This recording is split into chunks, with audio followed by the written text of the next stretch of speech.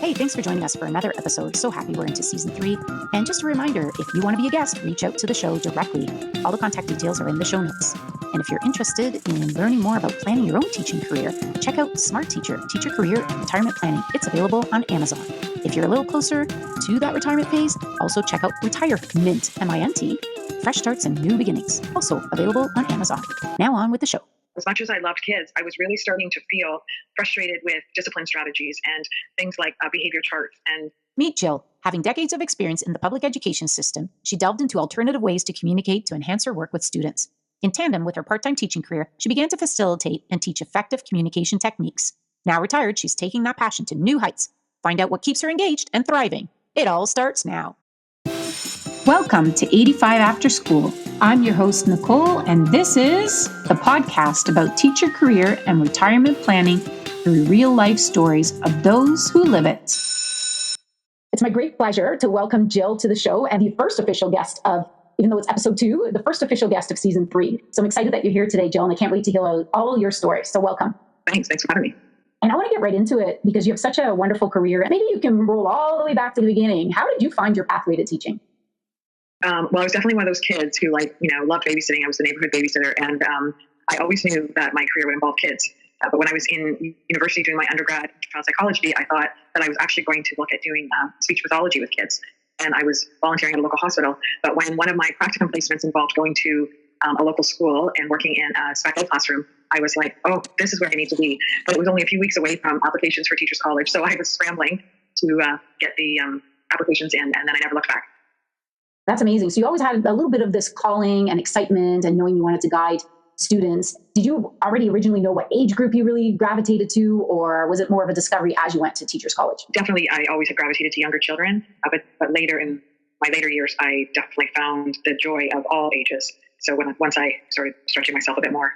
As you graduated and found your way to a school, how did your career path unfold? Well, it was quite interesting. It was more because of my husband's career. After only a year of teaching, I got married, and then he was transferred out to Whistler, BC. So I had to get my teaching certificate for British Columbia and did some jobs there. And then a year later, he was transferred to Lethbridge, Alberta. So when I had to get my Alberta teaching certificate, I had jobs there. So I did a lot of hopping around, a lot of substitute teaching, jobs I would have never likely been brave enough to say yes to, but desperate times calls for desperate measures. And I would suddenly, in jobs that maybe was beyond my capability, but there was an opening and I took it. So even teaching like music to students, teaching like ukulele and guitar when I didn't even know how to play the instruments myself. Yeah, I had a lot of variety right in the first few years for sure. What a great opportunity, actually forced by the movement of where your husband ended up working. But not many Canadian teachers can compare provinces and where they've taught. Did you notice a big difference moving to BC, east towards Alberta before landing back in Ontario? What were some of the biggest differences you noticed? It was actually more sort of cultural and language. Moving out to BC, in my 20s, made me realize that Canada is really like not just a big country, but it's really like little countries in one. Cultural changes that I was exposed to that I'd never been exposed to in Southern Ontario. There was a strong First Nations communities in where the different schools I taught at, so there was a learning curve there. But even funny things like comical things like, in Ontario we call them markers, and in BC they call them felts. And so I would say, get out your markers, and the kids would be like, what are you talking about? So there'd be like those kind of things. And then also most of the schools in BC, at least any I taught at, all had an outdoor pavilion so that there was no such thing as indoor recess.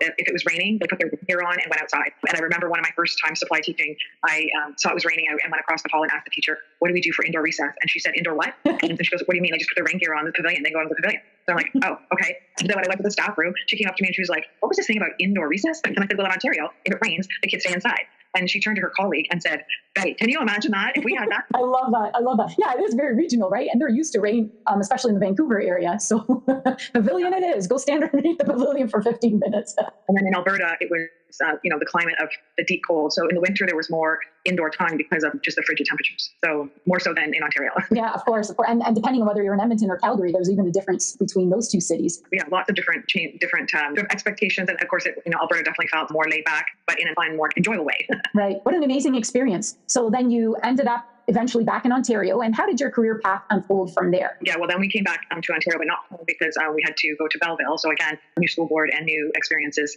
And then eventually back home where I finally came back to my own home school board, continued that pattern of different jobs, different schools. So I would say compared to a lot of my cohorts, particularly my age, I definitely taught at more schools than I think anyone I know. And I really enjoyed that. I think the longest time I ever taught at one school was 7 years. Wow. In your count, how many schools roughly would that have been at? Well, I mean, I couldn't begin to count if you were asking about substitute teaching or LTOs. Of course. Off the top of my head, at least a dozen. So you've really experienced different cultures, different leadership at various times in your career. Jill, there must be so many memorable stories that you have, so many funny run-ins with students or doing special events at the school, because I know that you were very involved extracurricular-wise. Highlight as one of your favorite memories in your very long career. Well, the most unique one that hands down I win every time when teachers are comparing is when we lived in Alberta, I took on a maternity leave at a Hutterite colony. Oh, what is that? So it's similar to, look-wise, it's similar to Mennonites, if people are familiar with the Mennonite community or the Amish community. So it's except this group of people live very in a colonial type setting where they, eat together in a dining hall, and they have their homes all in the same sort of farming property. So they are, though, by law in Alberta, the schools on colonies are still governed by the province of Alberta. So they require a licensed teacher. And so because in the Hutterite community, children don't tend to go to school after their 15th birthday, and then they join the agricultural community that they are living in. So they don't have anybody certified to be a teacher. So they require the school board to send in a teacher. One of my personal goals while I was in Alberta was to just visit a colony, just from a sociological standpoint. When I visited one, the one that someone had said, oh, go see Jody at this colony. When I walked in, she was very expecting. Then when we met for lunch to do sort of follow-up chat on the weekend, she said to me, by the way, would you be interested in teaching at my school? And I said, why? She said, well, they'll need someone for my mat leave. Oh. And I said, I don't know if I'm qualified. She said, absolutely. So I had a one-room schoolhouse from grades 1 to 9. And it was not only a huge experience with what's it like to have grades 1 to 9 in the same classroom, but culturally, it was such a shock to teach in a community that had very, we'll say, Christian conservative, kind of old order thoughts and beliefs. And I'm much more of an outgoing kind of feminist type. Oh, wow. So there's some clashing there then, perhaps. Yeah. So probably my number one memorable moment was how much I was wanting to advocate for the kids. In their experience, I had a music background, and I remember one thing in particular that I really wanted to teach them music, because up until that point, their music class was songs in a duotang that they would pull out and sing. They also struggled with pitch. I thought we've got to really kind of bear down to the basics and teach them some basic, like hearing the beat and rhythm patterns and pitch. And so one time I brought in my electric keyboard, and then between trying to teach them with pitch and then teaching them this exercise where we used our whole body for hearing the beat and different body parts. And the kids really loved it, and they went like racing home talking about it. And there was Jake, the German teacher. And Jake, the German teacher, his job was to oversee, to make sure that I, the English teacher, was doing things right and staying within the rules. So the day after that happened, I was in my office at the back of that. The schoolhouse was also the church, and my office was in the back of the church. All of a sudden, I heard the cowboy boot hit the floor, and I'm like, oh, Jake's here. And I heard you've been dancing in the Lord. And I said, oh, we were dancing, and I tried to explain like what I was doing with beat and rhythm, how they needed to feel the beat and hear, and not just from their ears, but we had to feel in our whole body. And he said, nope, that's dancing. And it was for music. The children would be sitting in their seat singing songs. That's music. And so anytime we did anything fun after that, usually my oldest student in grade 9, Bertha, she would tell the children in German, because they spoke German when they weren't with me. When she would switch to German, and I always knew she was saying, don't tell the grown-ups about this. And so that I wouldn't get in trouble. So Bertha became the ally with you, because they really did want to learn and cure. It sounds like a real life Footloose, the movie, where they weren't allowed to dance. Yeah, there were so many rules, and for sure. And interesting enough, though, when I first started, Bertha was sort of like the alpha in the room, and I went head to head because she was wanting to be in control. And when I won her over with love and affection instead of compliance and conformity, we became great allies, and she became such a support person for me. What a great experience and story, and memorable for sure. I'm astonished that you were able to have the opportunity to learn so much, but I'm sure a year was sufficient in that learning experience doing the mat leave, right? Yeah, well, and that was still back in the day when mat leave 6 months, so it wasn't even the full year, but it felt like it some days, because I was like, what did I get myself into? What a great story! I love it, and such memorable moments that you have. Yeah, for sure. And I had different positions back when I came back to Ontario.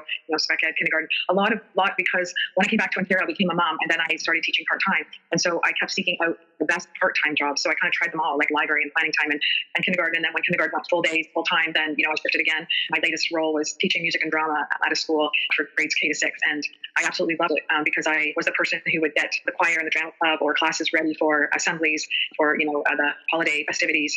It was so much fun to sort of be always moving around the school and connecting with a lot more than just 25 kids in a classroom. Yeah, for sure. And I think the arts, we don't make enough time for it, and that's for some students. That's their only reason to come to school, is because they get to express themselves in a way that they can't express themselves in language arts or in mathematics or science or whatever it may be. So you did decide at one point, this is great, I love teaching, and I know that you are a teacher to the core, but there came a time where you decided it's time for me to go. How did that come about? Yeah, well, that is such a great question. And, it's one of those where there's a long version and a short version, but I think that if I can just take you back just a few more years, was in my previous school before my last one, I was doing a spec ed position. And at that time, as much as I loved kids, I was really starting to feel frustrated with discipline strategies and things like behavior charts and stickers and punishments. And I kept thinking there had to be a better way. And one of my other very memorable moments in teaching was when I was teaching a child who was very troubled and struggling. And when I was trying to get him to do work that in hindsight I realized was beyond his capacity, the same was Evan, he said to me, "Mrs. McPherson, you're the worst teacher in the world." That was a huge moment for me because I remember like time froze, and I remember witnessing myself, and I remember feeling absolutely exhausted with these power over strategies, compliance and control, trying to prove that I'm the teacher and I have power over you, making children do things that they didn't want to do. And I remember just feeling so deflated, and something inside of me just like let out a sigh, and I said, "You could be right." At that moment, everything sort of shifted between him and I made this sort of internal vow that I was going to seek out other ways to work with children, teach children without this sort of authority over approach. That it was the only strategy I knew because that's what was done to me. It's what I learned in teachers college under classroom management. I thought there had to be a better way.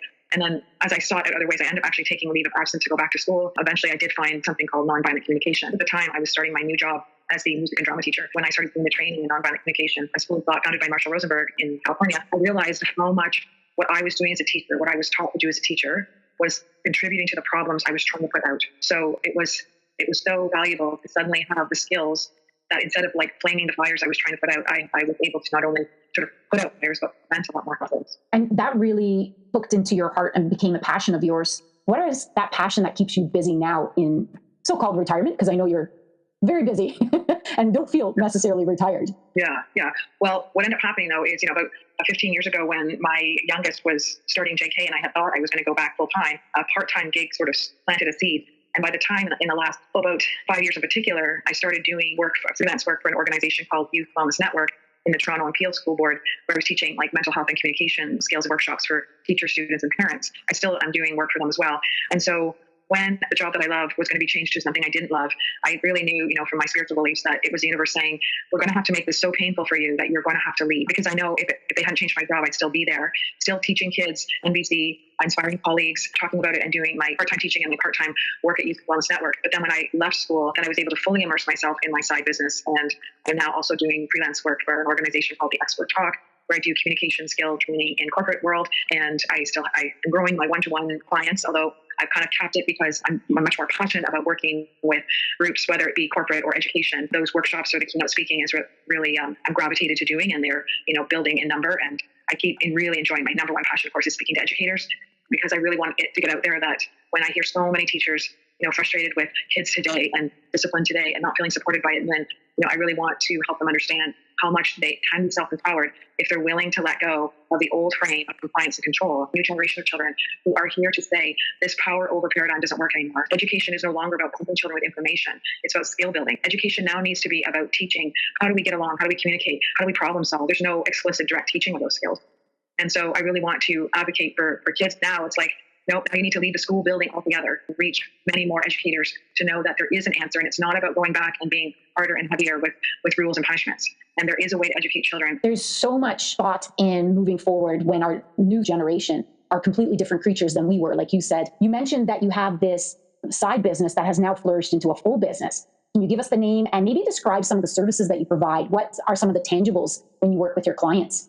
My business officially is called Awakening Networks, but I advertise myself as, Jill McPherson, jillmcpherson.com. Anyone can find me. And yes, I do have a few one-to-one clients that tend to be people wanting communication skills to navigate a personal relationship, particularly parents. Otherwise, I'm doing my freelance work for the two different organizations I mentioned, the Expert Talk and Youth Wellness Network, as well as other organizations have reached out to me directly to do some work, particularly around giving and receiving feedback. And again, I teach the reasons why we struggle so much with communication, why we fall into those traps of taking things personally, of not wanting to rock the boat, all of the different roadblocks that keep us from connecting and collaborating. So I first give them the reasons why we're stuck and why that happens. And a lot of it has to do with what back in the day of kindergarten, back in the day of those social skills you learned in kindergarten, unfortunately, are often very divisive. And so I bring awareness around that. And then I help them to build the skills they need in order to collaborate and communicate more effectively. So it's communication skills that work in all relationships. And with your background, Jill, I know you're a very kinesthetic kind of teacher that gets the people involved and they have to practice. There's no just sitting and taking, because that's how we don't really learn.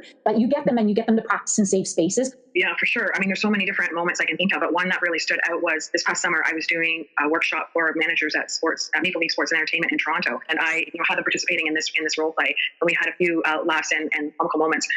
But I could sort of just see jaws drop when I had that moment of sharing with them so many of the struggles that they were having with communication in this workplace and in workplaces in general are from the communication skills that we learned in school. And I said, so really, a lot of workplaces is school part two. They had a chuckle, and it's sort of an aha and a chuckle at the same time. And then from that moment, they kind of I feel like they were totally on board. What has been one of the biggest aha moments that clients have given back to you that, they feel confident in directly and positively communicating back to parents? Because I know a lot of teachers are afraid of parents sometimes. I think it's the key that so many people struggle with communication, whether it's parents or, anybody, because there's this belief that we're responsible for how other people feel. If I say to you, dear parent, your child is, this and this and this, and writing information, and you don't enjoy my information, the key is that we do not own someone's response. So if a parent is frustrated or angry, they're allowed to feel that feeling. You shared information that could be very triggering. We rob ourselves of connection when we start making it all about us, just to really empathize and not take it personally and allow people to feel what they're feeling. It's such a gift to the other person, and it's such a gift to yourself, because now you're not caught up in feeling like you're judged that you did something wrong. But back to the whole, kindergarten scenario. In kindergarten, many of us learn that we're responsible for other people's feelings, that we hurt someone's feelings. From that powerful message, it cripples us time and time again, having conversations with others because we're so worried we'll hurt someone's feelings. And we really disconnect from our own learning when we think someone else is responsible for our feelings, and we really disconnect with another person when we own their feelings. So well said, Jill. It's such an aha moment, especially since among the ranks of teachers, there's so many people pleasers, and they have difficulty saying no. So yes, definitely an aha moment. So if somebody listening where they want to work with you, how do they reach out to you? Simply JillMcPherson.com is the best way. McPherson is MC. But I'm also on social media. You can follow me on, Facebook, Instagram, LinkedIn. Sometimes if you reference Jill Ireland McPherson, it comes up as well. There are lots of ways you can get a hold of me for sure. We'll put that all in the show notes as well so that the listeners can tap into that. And I know that you're very open. You have the ability to just chat with people and see what fits for them in order to help them. So I would tell the listeners not to hesitate and reach out to you. So I'm wondering, you kind of are still teaching in a way, but very much based on this passion that you have. And you know that it's going to have a ripple effect because, if you teach a parent how to communicate in a certain way, they're going to use that with their child. And then inevitably their child is going to use that in the world. But having left the school board system, is there anything you really miss about teaching in that environment? Oh, for sure. I love being part of the staff. I'm very much a team player. So I love being part of a team, not only sort of professionally, but personally. Yeah, I definitely miss that. And if anything, it really kind of hit home because last June, I went to my school's grade 8 graduation. The kids going across the stage, were just a few years younger, when I first taught. Right? And so some of them, because they hadn't seen me in a couple of years, just that long to kind of double take and kind of go, oh, this is McPherson. And it was new staff there too. And I just thought, it doesn't take long before you're not part of a team anymore. I'm not taking that all personally, just the inevitable growth and change, right? Yeah. And so I do miss that work for the most part, on a one-person show, but I really do enjoy the teamwork when I do freelance with other organizations. And I've just hired an individual to join me. So that's been really rewarding, having a team player as I pursue my passions. That's wonderful. And building your team, and there's going to be more members, I'm sure, in the future. I know that you retired from teaching. I wonder if there was anything really unexpected when you let go and retired from the official school board teaching job.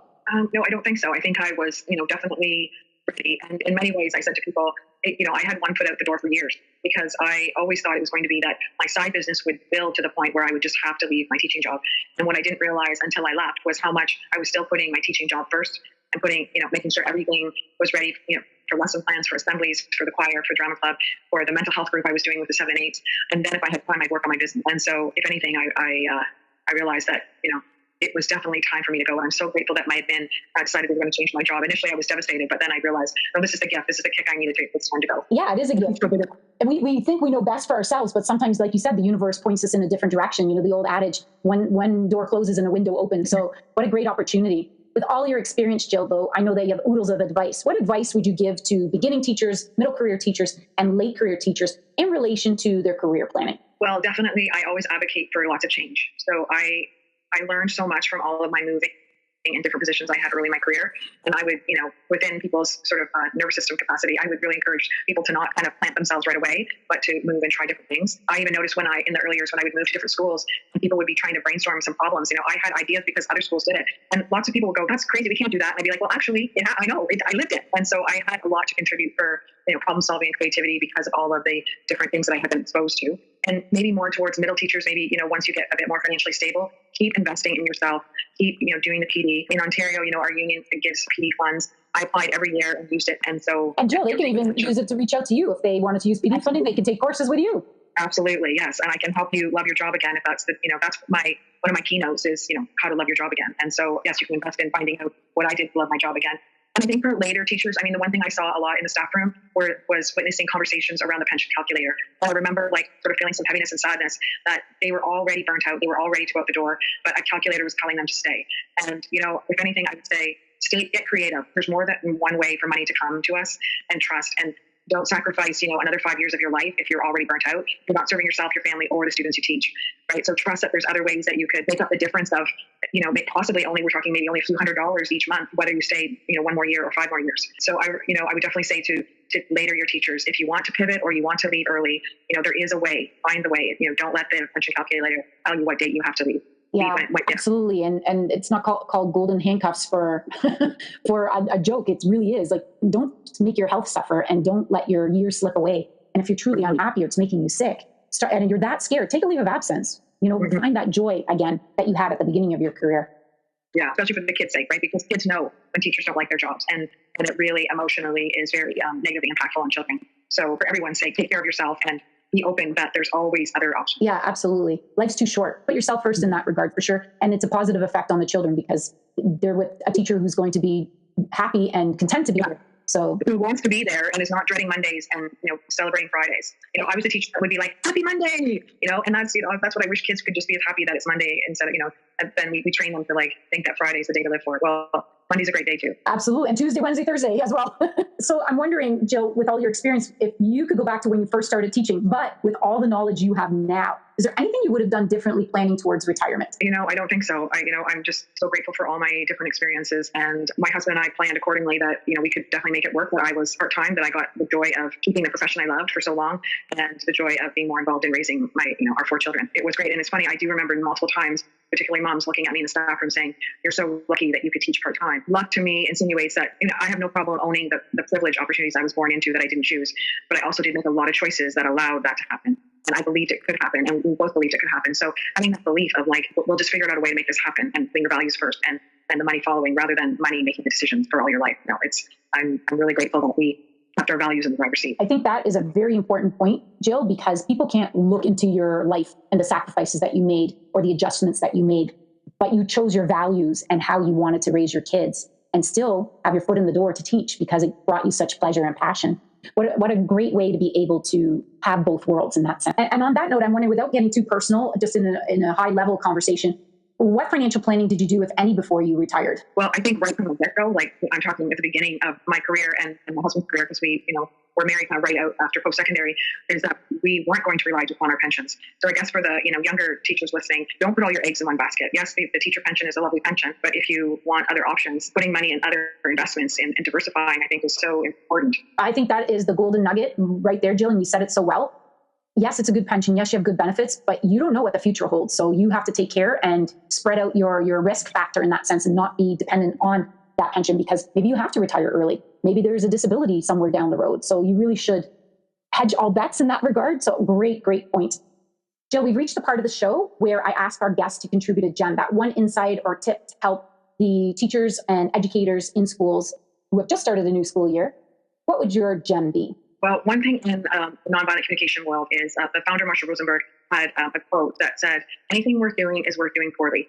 And again, he overrode the traditional domination culture paradigm where anything worth doing is worth doing well. And that puts such a high expectation to be good at something right from the get-go, right out the door. And when we're not good at something right away, teachers also tend to be perfectionists, I know. There can be a lot of self-sabotage and stress and deflatedness. And my encouragement for everybody listening is constantly taking those deep breaths and celebrating mistakes and celebrating hiccups and knowing that what we're doing to educate the next generation is invaluable, and anything worth doing like this is worth doing poorly.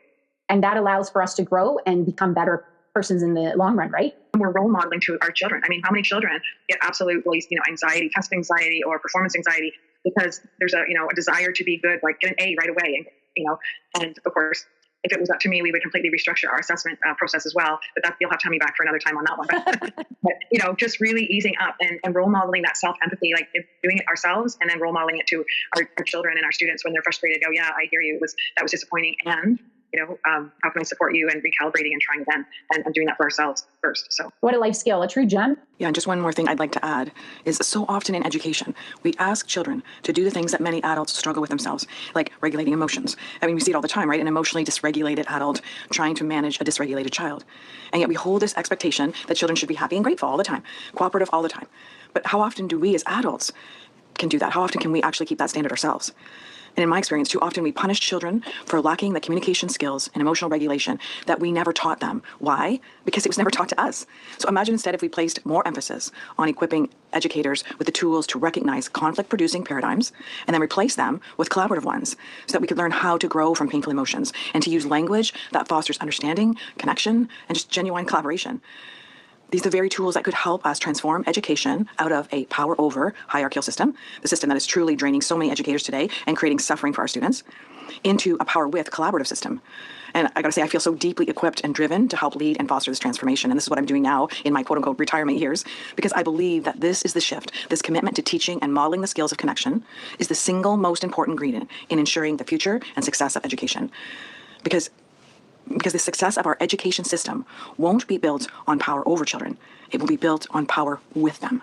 Communication skills are so important, and you summarize it so well. Once you empower someone to communicate clearly, then the divide between them builds a bridge and they're able to connect and build something together. Well said. Really enjoyed that, Jem, for sure.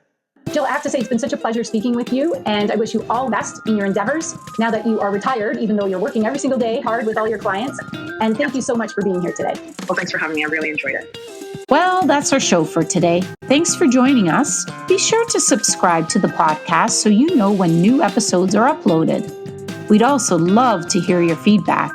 Leave a review or connect with us on Instagram or Facebook at 85 After School. Hey, if you're interested in being a guest, be sure to email us directly, 85afterschool@gmail.com. That's 85afterschool@gmail.com. Until the next episode, be good to yourself